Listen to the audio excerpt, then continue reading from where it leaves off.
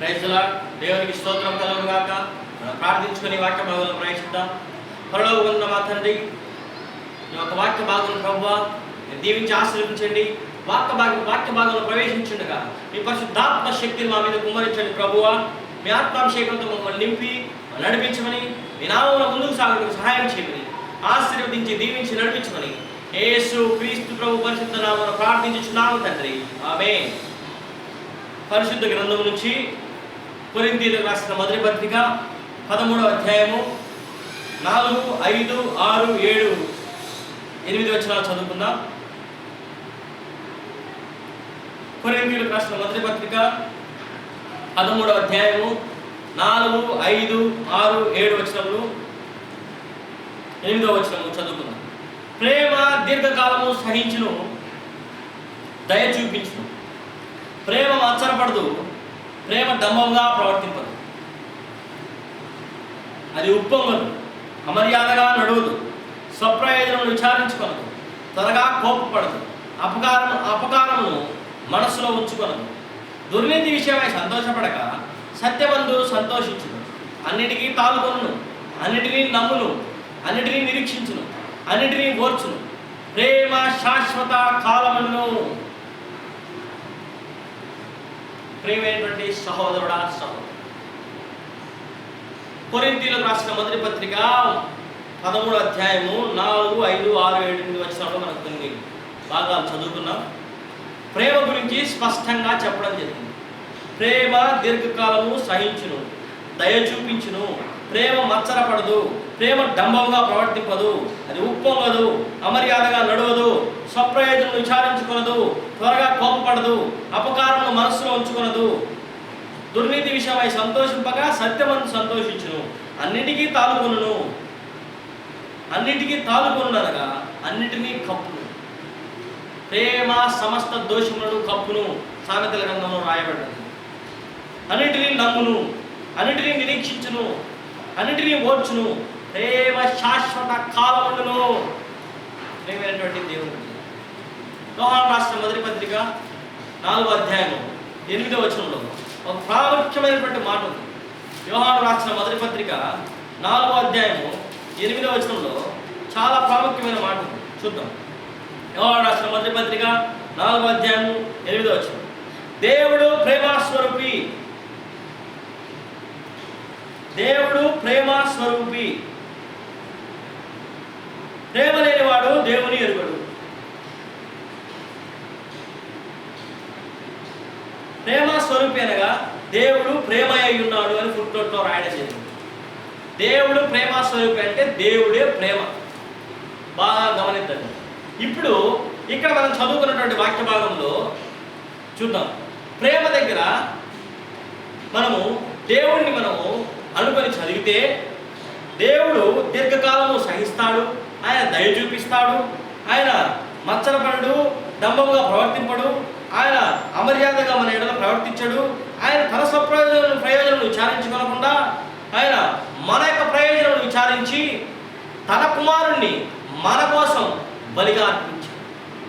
ఈ యొక్క వాక్య భాగము కేవలము దేవునికి మట్టుకే సాధ్యమయ్యేటువంటి వాక్య భాగం. ప్రేమ దయ చూపించును, దీర్ఘకాలము సహించును, మత్సరపడదు, డంబంగా ప్రవర్తింపదు, అమర్యాదగా నడుచుకొనదు, స్వప్రయోజనం విచారించుకొనదు, త్వరగా కోపపడదు, అపకారం మనసులో ఉంచుకొనదు, దుర్నీతి విషయమై సంతోషించగా సత్యమందు సంతోషించును, అన్నిటికీ తాలుకొను, అన్నిటిని నమ్మును, అన్నిటిని నిరీక్షించును, అన్నిటిని ఓర్చును. ప్రేమ శాశ్వత కాలమును. కేవలం దేవునికి మాత్రమే సాధ్యమైనటువంటి గుణగణములు ప్రేమ గుణగణములు. సర్వలోకంలో ఏ మనుషునికి కూడా సాధ్యం కావు. హృదయాంతరంగంలో మోసము, కపటము, ద్వేషము, మత్సరము, కుళ్ళు, కుట్ర, కుతంత్రము కలిగినటువంటి ఈ యొక్క మానవాళి జీవితంలో యేసు క్రీస్తు ప్రభు మాత్రమే సాధ్యమైనటువంటి గుణం ఒకటి ఏంటంటే ప్రేమ. అందుకే యోహాను రాసిన మొదటి పత్రిక 4వ అధ్యాయం 8వ వచనంలో వాక్య భాగం సెలవిస్తుంది, దేవుడు ప్రేమ స్వరూపి, ప్రేమ లేని వాడు దేవుని చూడలేడు.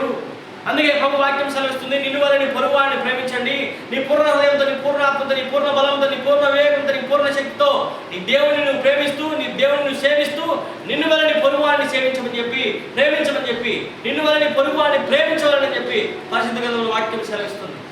సహోదరుడా, సహోదరి, మనము మనలాగే మనల్ని ప్రేమించుకునే విధంగానే మన పొరుగు వారిని ప్రేమించాలని ప్రభు వాక్యం సెలవిస్తుంది.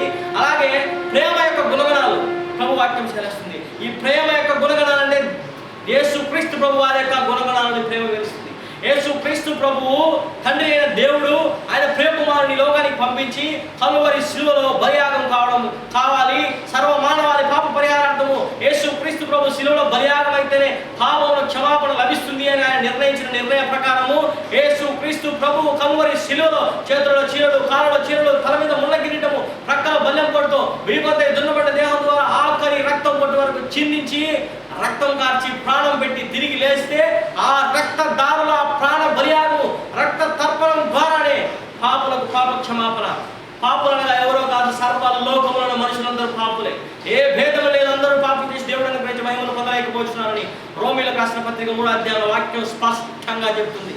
ప్రియమైనటువంటి దేవుని బిడ్డలారా, ఈరోజు ప్రేమ ఉప్పొంగదు, ప్రేమ డంబంగా ప్రవర్తింపదు, త్వరగా కోపపడదు, అన్నిటికీ తాలుకుంటుంది, అన్నిటినీ సహిస్తుంది. అంటే అన్నిటికీ ఆయన తాలుకుంటాడు. మన ప్రభువును సిలువలో చేతుల్లో చీరలు కొట్టారు, కాళ్ళలో చీరలు కొట్టారు, తల మీద ముళ్ళ కిరీటం పెట్టారు, ప్రక్కల బల్లెం కొట్టు, వీపంతా దున్నబడింది, చర్మము పీకి వేశారు, మాంసము ముద్దగా దేహం మారింది. మన ప్రభువు, నా ప్రభువు మనందరి పాప నిమిత్తం కలువరి శిలువలో రక్తం చిందించాడు. మన అతిక్రమ క్రియలను బట్టి గాయపరచబడ్డాడు, మన దోషములను బట్టి నల్లగొట్టబడ్డాడు. మన సమాధానార్థమైన శిక్ష ప్రభు మీద పడింది. ఆయన పొందిన దెబ్బల చేత మనకు స్వస్థత కలుగుతుంది. ఆయన నోరు మెదుపులేదు, బొచ్చు కత్తిరించు వారి గొర్రెపిల్ల మౌనంగా ఉన్నట్టు మన ప్రభువు సిలువలో మౌని అయి ఆ యొక్క బాధను భరించాడు. ఎందుకంటే నిన్ను నన్ను ఆ యొక్క పాపము శాపం నుంచి విడిపించడానికి కలువరి సిలువలో నా ప్రభు మౌని అయి ఆ యొక్క శిలువ యాగమంతా భరించాడు. ఒక్క మాట ప్రభు అనలేదు. ఇంకా ప్రభు క్షమించాడు. తండ్రి మీరేం చేయించాలని జరిగింది కనుక వీడిని క్షమించు తండ్రి అని చెప్పి సమస్త మానవుల పాపములు శిలువలో నా ప్రభు యేసు క్రీస్తు ప్రభు భరించాడు. అది ప్రేమ. ఆయన చూపిన ప్రేమ కలువరి శిలువలో ప్రేమ. ప్రభు వాక్యం రోమీయులకు రాసిన పత్రిక 5వ అధ్యాయం 5వ వచనం వాక్యం సెలవిస్తుంది. మనం ఇంకనూ పాపలమైన దేవుడు తన ప్రేమను మన ఎడల వెల్లడిపరుచున్నాడు. ఎక్కడగా మనం ఇంకనూ పాపలమైనగా క్రీస్తు మన కొరకు చనిపోయాను. సహోదరుడా, సహోదరు, ప్రేమ శాశ్వత కాలము. శాశ్వతమైన ప్రేమతో నేను నిన్ను ప్రేమిస్తున్నాను, విడువక నేను ఎలా కృప చూపుతున్నానని ప్రభు ఇర్మియా గ్రంథంలో ఒక మాట్లాడుతున్నాడు. ప్రేమ ఉప్పొంగదు, అమర్యాదగా నడుచుకోనదు, స్వప్రయోజనం విచారించుకోనదు, డంబముగా ప్రవర్తింపదు. చూడండి, దేవుడు మన ఎడల ఎవరు మనం మంటితో చేయబడినటువంటి మనం, మంటి పురుగుల వంటి మన ఎడల ఎంత ప్రేమను కలిగిన సహోదరుడా, సహోదరి.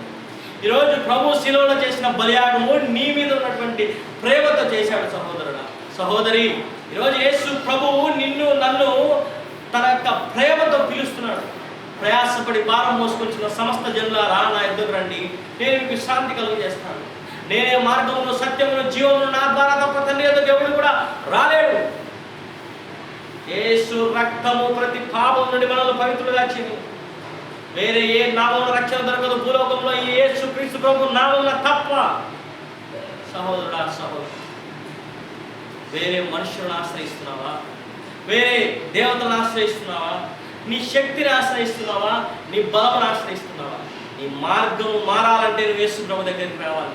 నీ జీవితం మారాలంటే యేసు ప్రభు దగ్గరికి రావాలి. నీ జీవితంలో శాంతి, సమాధానము, ప్రేమ, సంతోషము, దీర్ఘశాంతము, దయాళుత్వము, మంచితనము, సాత్వికము, ఆశా నిగ్రహం ఉండాలంటే యేసు ప్రభు దగ్గరికి రావాలి. యేసు ప్రభు ఒక్కడే నీ జీవితాన్ని మార్చగలడు. యేసు ప్రభు ఒక్కడే నీ జీవితాన్ని శుద్ధి చేయగలడు. నీ మనసాక్షిని శుద్ధి చేస్తుంది యేసు ప్రభు రక్తము. నీ మనసాక్షిని కడుగుతుంది యేసు ప్రభు రక్తము. నీ జీవితాన్ని అద్భుతంగా మారుస్తుంది యేసు ప్రభు రక్తము. నీ జీవితాన్ని పరిశుభ్రపరుస్తుంది యేసు ప్రభు రక్తము. నీ మార్గంలో మారుస్తుంది యేసు ప్రభు రక్తము.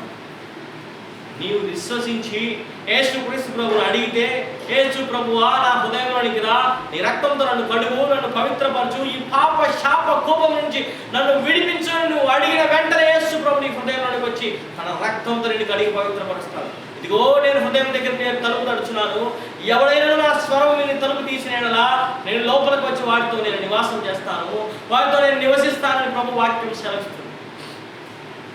కుమారుడా, కుమార్తె, అన్న, చెల్లి, అక్క, తమ్ముడు, యేసు ప్రభుని సొంత రక్షకుడిగా అంగీకరిస్తావు. యేసు ప్రభువును నువ్వు సొంత రక్షకునిగా చేసుకోగలవా? యేసు ప్రభు మార్గంలో నువ్వు రాగలవా? నీకు ప్రేమ మార్గంలో యేసు ప్రభు అనుగ్రహిస్తాడు. నీకు లోకంలో ఎవరు ఇవ్వలేరు యేసు ప్రభు ఇచ్చినంత శాంతి, సమాధానం.